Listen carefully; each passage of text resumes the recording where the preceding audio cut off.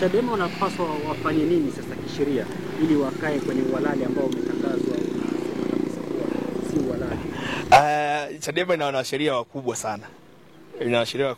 Kina Kibatala yuko mwanasheria wa Chadema hasa Dr. Nshala.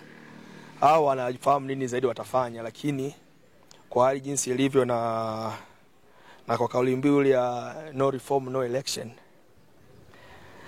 kwa sababu Chadema wamesema kwamba hawako tayari kushiriki kwenye uchaguzi ambao kama mifumo haijabadilishwa ni ngumu wao kuweza kushiriki, na wamejipanga labda kwa ajili ya kuhakikisha kwamba uchaguzi usifanyike mpaka tumepata mabadiliko. Sasa kinachofanyika na kilichofanywa na tume ya uchaguzi kuondoa Chadema wafanye nini? Kwa sababu Chadema wanayo haki ya kwenda kupinga hicho walichokifanya tume ya uchaguzi mahakamani kwamba sio halali kwa sababu ambayo nimeshazungumza hapo mwanzo.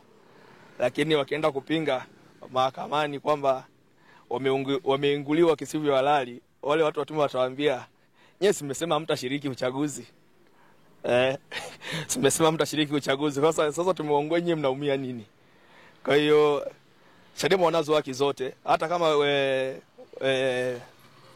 wakiibiwa hoja namna hiyo kwamba mmesema hamtashiriki uchaguzi, bado wanaweza wakaipangua hiyo hoja, kwa sababu swala kushiriki uchaguzi sio haihusu tu chama cha siasa peke yake, inahusu paka Watanzania wenyewe waweze kupata watu wanaotokana na matakwa yao. Kwa hiyo movement ya Chadema ni ngumu kidogo. Ukiwesema uiweke katika mfumo wa kisheria, ina ukakasi mwingi kwa sababu mifumo mingi inaonekana inakuwa na utata hasa ya kisheria hii. Kwa hiyo wanaona namna ambayo wanaweza kuidhibiti ni kukabiliana nayo. Wanasema kiulalo vivyo itakavyokuwa. Kwa hiyo hakuna busara zaidi ya kutumika nguvu hapa kinachoonekana, lakini bado tunaweza tukodi mezani.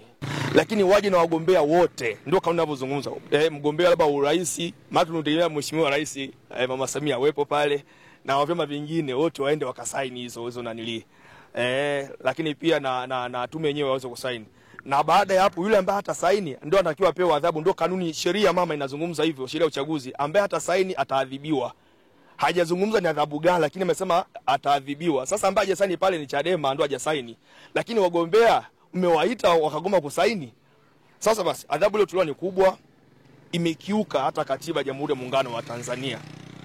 Imekiuka na sheria zingine za nchi ambazo hazimpi mamlaka tume kufuta vyama vya kisiasa. Maana yake wanaosema kwamba kisingia kwenye siasa maana yake kimefuta. Kwa hiyo mnadhani tume ile uchaguzi kubali tu wakae mezani, haya mambo yasitumike nguvu nyingi. Bado tunao muda wa kuweza kuyazungumza na tukaingia kwenye uchaguzi ambao ni wa haki bila kutumia nguvu wala vurugu.